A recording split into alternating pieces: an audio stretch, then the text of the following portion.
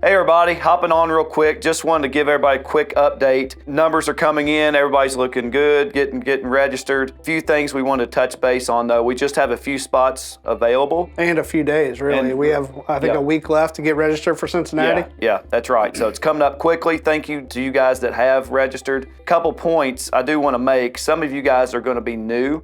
Have never seen this technology before. So reach out to me. I'm gonna be reaching out to each of you through email. Would like to get some online demonstrations scheduled with you guys. That way these guys, have some sort of background, what we're gonna talk about. So I think that'll be beneficial for the training.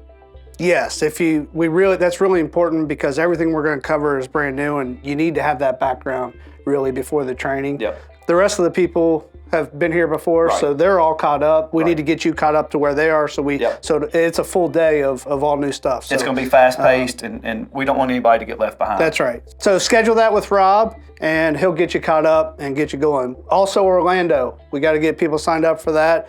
I think we're about 30% full right now for Orlando. Yep. So, and that's the very following week after Cincinnati. March 2nd. March 2nd is Orlando, so we're going to do that.